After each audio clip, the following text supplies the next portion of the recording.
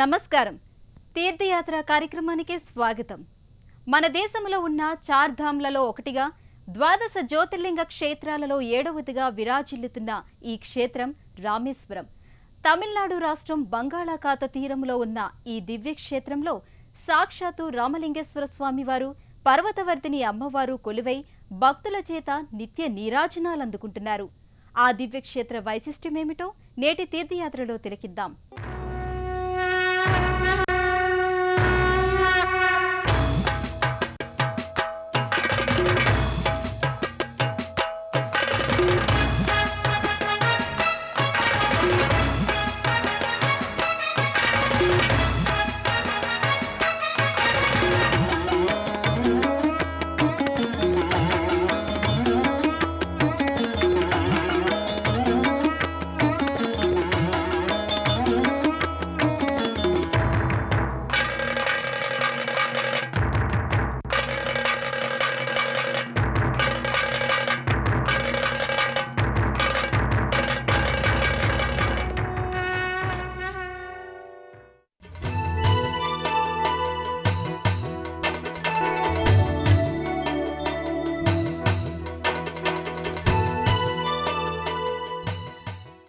సేతుబంధేతు రామేశం అని 12 జ్యోతిర్లింగ ఆలయాలలో 7వ దేవాలయంగా రామేశ్వరం వినుతికెక్కింది. బంగాళాఖాతాన్ని ప్రాచీన కాలంలో పూర్వ సముద్రంగా వ్యవహరించేవారు.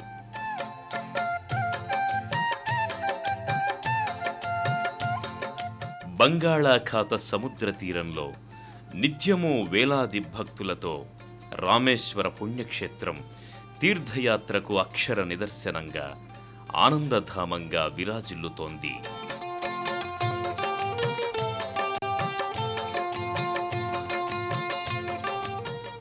శ్రీరామచంద్రుని పాదస్పర్శతో పునీతమైన పవిత్ర ప్రదేశంగా రామేశ్వరాన్ని భక్తులు సంభావించి ఆరాధిస్తుంటారు.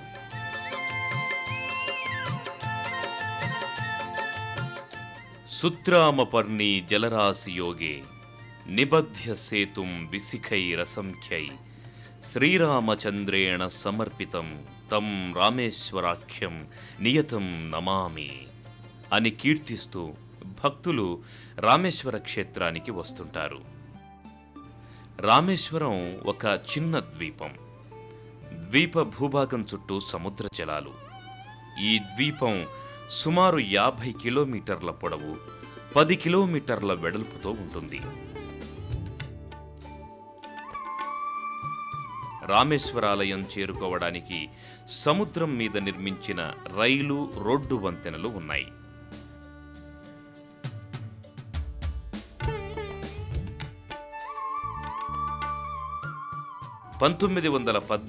సంవత్సరంలో సముద్రం మీద కట్టిన రైలు వంతెనను పాంబిన్ బ్రిడ్జి అని పిలిచేవారు.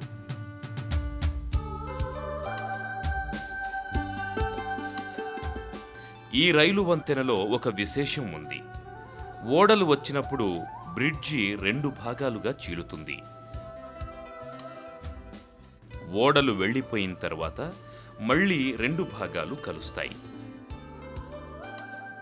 ఈ రైలు, రోడ్డు వంతెనలు లేనప్పుడు యాత్రికులు పడవల మీద సముద్రం దాటి రామేశ్వరానికి చేరుకునేవారు. రామేశ్వరంలో నివసించే ప్రజల్లో ఒక చిత్రమైన విశ్వాసం వ్యాపించి ఉంది. శ్రీరామచంద్రమూర్తి ఇక్కడ నడిచాడు గనక ఆయన నడిచిన ప్రాంతంలో నాగళ్లు పెట్టి దున్ని వ్యవసాయం చేయడానికి వాళ్ళు ఇష్టపడరు. ఈ నమ్మిక కారణంగా జీవనావసరమైన వస్తువులన్నీ బయట నుంచే తెచ్చుకుంటారు.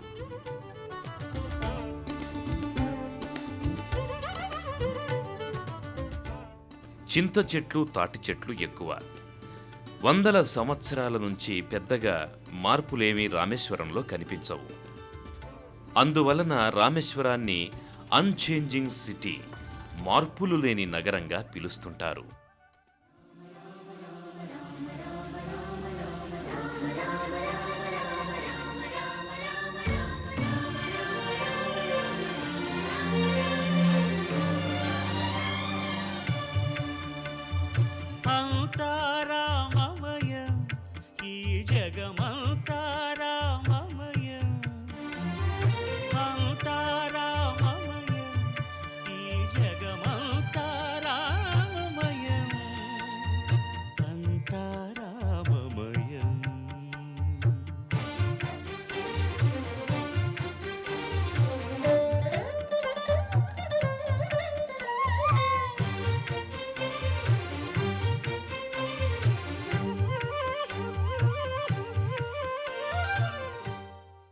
ప్రపంచంలోని అద్భుతాలలో రామేశ్వర తీర్థక్షేత్రం ఒకటిదిగా విరాజిల్లుతోంది.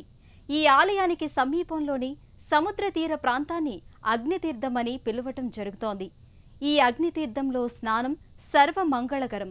సర్వ పాపాలు ఈ అగ్నితీర్థంలో స్నానంతో ప్రక్షాళింపబడతాయని పురాణాల ద్వారా అవగతమవుతోంది. రామేశ్వరానికి వెళ్లిన భక్తులు మొదట సముద్రంలో స్నానం చేయడం, తరువాత రామలింగేశ్వర స్వామి వారిని దర్శించడం చేస్తారు. తరతరాలుగా వస్తున్న సంప్రదాయమిది. రామేశ్వరం దగ్గరున్న సముద్రానికి శాంత సముద్రం అని పేరుంది. ఇక్కడ అలలు ఉద్ధృతంగా ఉండవు. శ్రీరాముడు వానర సైన్యంతో లంకకు వెళ్లడానికి అవరోధంగా ఉన్న సముద్రాన్ని చూచి దారి ఇమ్మని ప్రార్థించాడు. 3 రోజులు ఉపవాసం చేశాడు. అయినా సముద్రుడు కరుణించలేదు. కోపం వచ్చిన శ్రీరాముడు సముద్రాన్ని శోషింపచేస్తానని ధనుస్సును అందుకుని అస్త్రాన్ని సంధించగా సముద్రుడు రాముణ్ణి శరణు వేడాడు. అప్పటినుంచి ఇక్కడ సముద్రం శాంతంగా ఉంటుందని పెద్దల అభిప్రాయం. ఇక్కడ సముద్ర స్నానం చేసేవారు ముందుగా శ్రీరామనామాన్ని స్మరించాలి. ఆ తరువాత సముద్ర జలాన్ని శిరస్సు మీద చల్లుకుని ఆ పిమ్మట స్నానం చెయ్యాలి. రామేశ్వరం దగ్గర ఉన్న సముద్రానికి సేతువు అనే పేరు. ఎప్పుడైనా ఇక్కడ స్నానం చేయొచ్చు. ఎటువంటి దోషము ఉండదు. సముద్రంలో పుణ్యస్నానాలు మనకు ఇష్టం వచ్చినట్లుగా చేయకూడదు. దానికి కొన్ని నియమాలున్నాయి. అయితే సకాల నియమస్సేతౌ సముద్ర స్నానకర్మణి అనే వాక్యం వలన రామేశ్వరం దగ్గర ఉన్న సముద్రంలో స్నానానికి ఎటువంటి దోషాలు ఉండవు. త్రికరణ శుద్ధిగా చేసే స్నానం వల్ల పాపాలన్నీ ప్రక్షాళనగా వింపబడతాయి. అంతేకాకుండా రామాయణ పారాయణ పుణ్యం కూడా లభిస్తుంది. రామేశ్వరంలో ఉన్న శ్రీ రామలింగేశ్వర స్వామి వారి ఆలయం అతిపెద్ద దేవాలయం. ఈ ఆలయ నిర్మాణానికి సుమారు 350 సంవత్సరాలు పట్టిందని చారిత్రక ఆధారాల ద్వారా తెలుస్తోంది. ఈ దేవాలయ ప్రాకార మంటపాలు ఆసియా ఖండంలోనే అతిపెద్ద వరండాలుగా ఖ్యాతికెక్కాయి. సముద్ర స్నానం చేసిన యాత్రికులు సముద్రానికి 100 గజాల దూరంలో ఉన్న రామలింగేశ్వర స్వామి వారి ఆలయానికి చేరుకుంటారు. అపూర్వమైన నిర్మాణ చాతుర్యంతో 3 ప్రాకారాలతో 4 గోపురాలతో శిల్పకళా విన్యాసంతో సుందర మనోహరంగా భక్తి గంభీరంగా రామలింగేశ్వరాలయం కనిపిస్తుంది.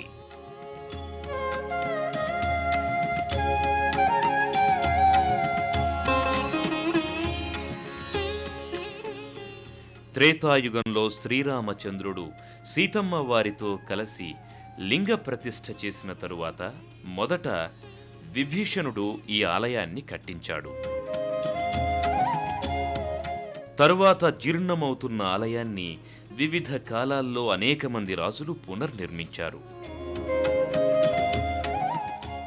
క్రీస్తు శకం 1173వ సంవత్సరంలో సింహళాధీశుడు పరాక్రమ బాహువు రామలింగేశ్వరాలయాన్ని కొంతమేర అభివృద్ధి చేశాడు.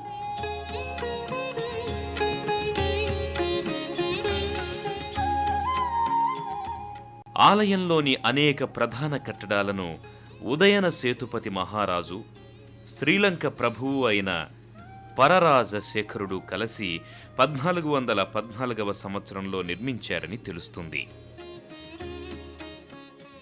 ఆలయానికి 4 వైపులా 4 వేదాలకు ప్రతీకలుగా 4 గోపురాలను నిర్మించడం జరిగింది.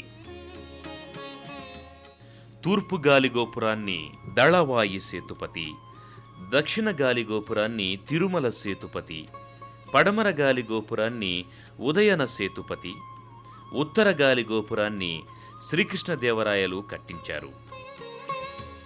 1434వ సంవత్సరం నుంచి 1770వ సంవత్సరం వరకు రామనాథపురాన్ని కేంద్రంగా చేసుకుని ఈ ప్రాంతాన్ని పాలించిన సేతుపతి వంశీయులు అనేక విధాలుగా ఈ ఆలయాన్ని అభివృద్ధి చేశారు.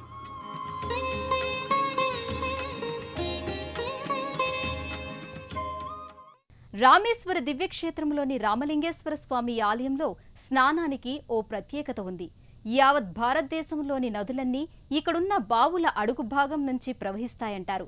ఈ బావుల నీటితో స్నానం యావత్ భారతదేశ పుణ్యతీర్థాలలో స్నానం చేసిన పుణ్య ఫలాలనిస్తుందని భక్తులు చెబుతారు. ఈ ఆలయ ప్రాంగణంలో 22 బావులున్నాయి. అవన్నీ పరమ పవిత్రమైనవని చెబుతారు.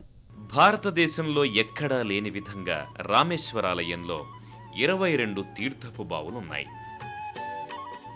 సముద్ర తీరంలో మంచినీళ్ల బావులు ఇక్కడ ఉన్నట్టుగా మరెక్కడా మనకు కనిపించవు.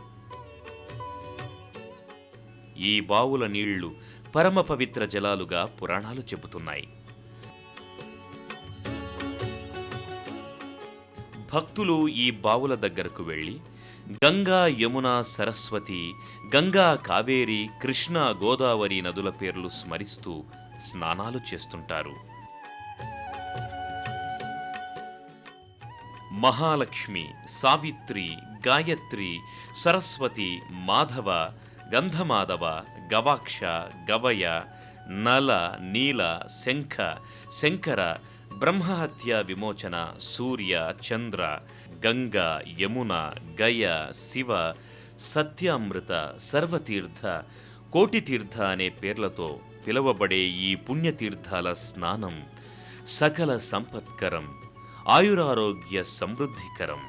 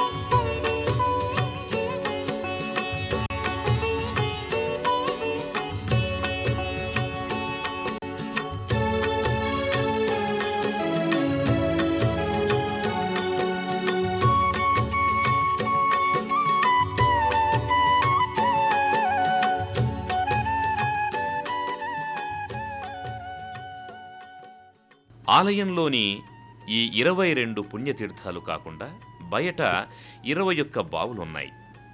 ఈ జలాలతో భక్తులు పుణ్యస్నానాలు ఆచరిస్తుంటారు.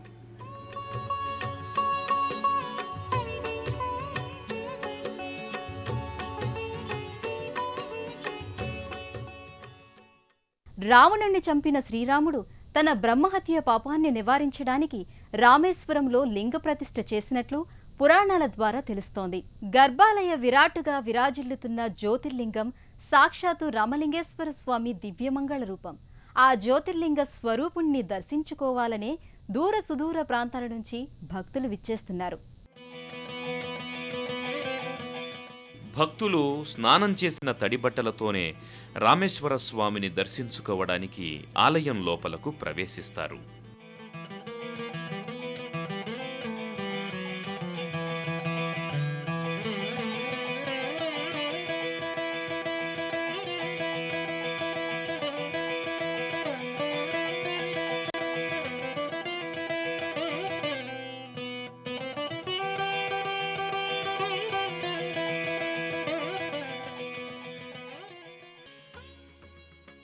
నంది మండపంలో ఉన్న 12 అడుగుల పొడవు 9 అడుగుల ఎత్తుతో ఉన్న నందీశ్వర విగ్రహానికి నమస్కరించి గర్భాలయం వైపుకు నడుస్తారు.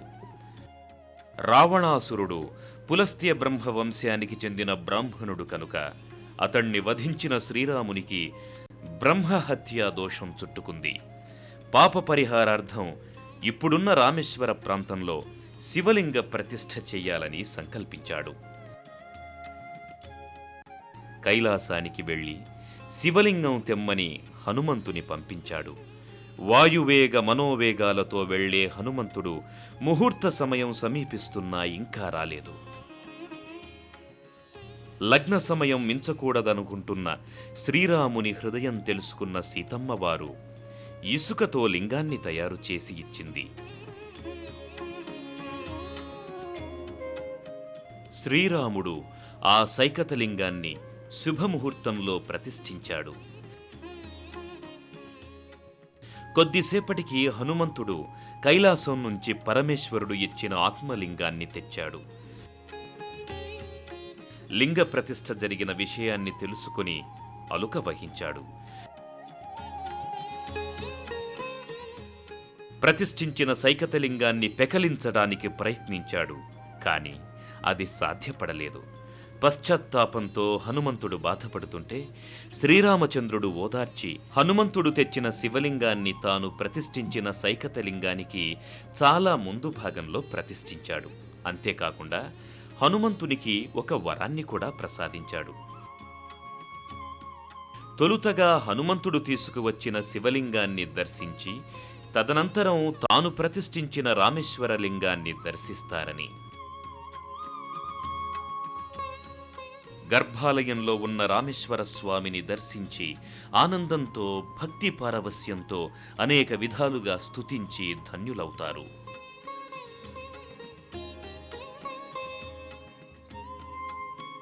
ప్రచండం ప్రత్యష్టం ప్రగల్భలం పరేశం అఖండం అజంభానుకోటి ప్రకాశం త్రయశూల నిర్మూలనం శూలపాణిం భజేహం భవానీ పతిం భావగమ్యం. గర్భగుడిలో దివ్య ప్రభాభాసితమైన శివలింగాన్ని శ్రీరామచంద్రుడు ప్రతిష్ఠించాడు. శ్రీరాముని చేత ప్రతిష్ఠింపబడిన ఈశ్వరుడు కనుక రామేశ్వరుడనే పేరొచ్చింది. సాంబ సదా శివ సాంబ సదా శివ సాంబ సదా శివ సాంబ శివ సాంబ సదా శివ సాంబ సదా శివ సాంబ సదా శివ సాంబ శివ సాంబ సదా శివ సాంబ సదా శివ సాంబ సదా శివ సాంబ శివ సాంబ సదా శివ సాంబ సదా శివ సాంబ సదా శివ సాంబ శివ.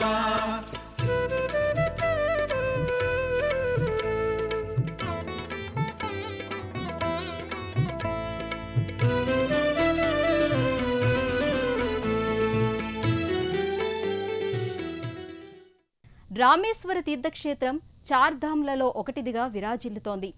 కాశీ, రామేశ్వరాలు శివునకు సూర్యచంద్రులుగా రెండు కళ్లుగా భావింపబడుతున్నాయి. కంచి క్షేత్రం శివునకు మూడవ కన్నుగా భావింపబడుతోంది. రామేశ్వరంలోని ఇసుకను 3 భాగాలుగా చేసి 2 భాగాలు దాన దక్షిణలతో సహా రామేశ్వర క్షేత్రంలోనే సమర్పించి 3వ భాగాన్ని ఉత్తర దేశంలో ఉన్న ప్రయాగ క్షేత్రంలోని త్రివేణి సంగమంలో కలిపితే పుణ్యం ప్రాప్తిస్తుందని భక్తులు ప్రగాఢంగా విశ్వసిస్తారు. రామేశ్వర స్వామి వారి ప్రధానాలయానికి దక్షిణ భాగంలో ఉన్నటువంటి పర్వతవర్ధిని అమ్మవారి ఆలయం భక్త నేత్రోత్సవంగా అలరారుతుంటుంది.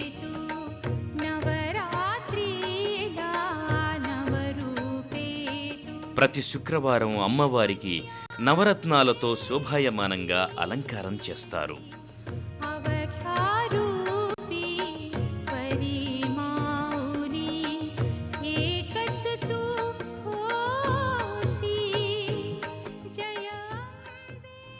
ఆలయంలో భక్తులు చూడవలసిన అనేక మందిరాలు, మంటపాలు ఉన్నాయి. వీటిల్లో ముఖ్యమైంది నటరాజ మందిరం.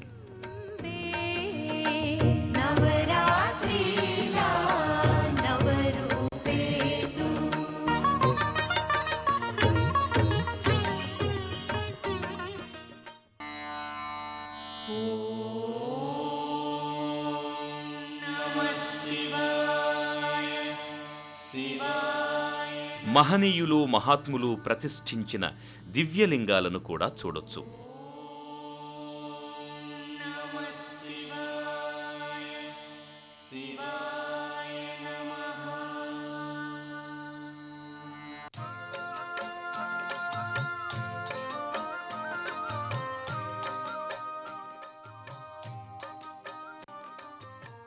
ఇక్కడున్న లక్ష్మణ తీర్థంలో పితృదేవతలకు తర్పణాది కార్యక్రమాలను నిర్వర్తిస్తుంటారు.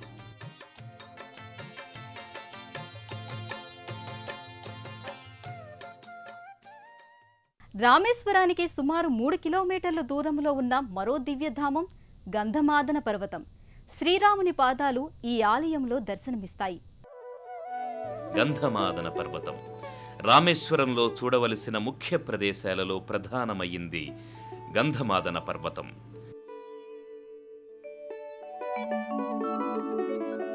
రెండంతస్తుల ఆలయం. శ్రీరామ పాదముద్రికలు కలిగిన పవిత్ర శిలను మనం ఇక్కడ చూడొచ్చు.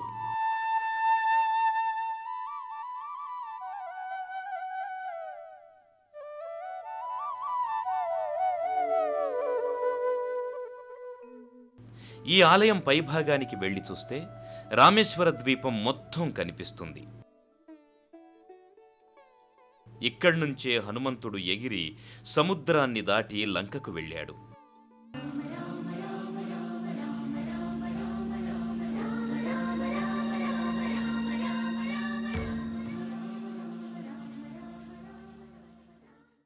అనేక ప్రాంతాల నుండి రైలు, రోడ్డు, వాయు మార్గాలలో చెన్నై చేరుకుని అక్కడి నుండి కాంచీపురం, చెంగల్పట్టు, తిరుచిరాపల్లి, రామనాథపురంల మీదుగా రామేశ్వరం చేరుకోవచ్చు.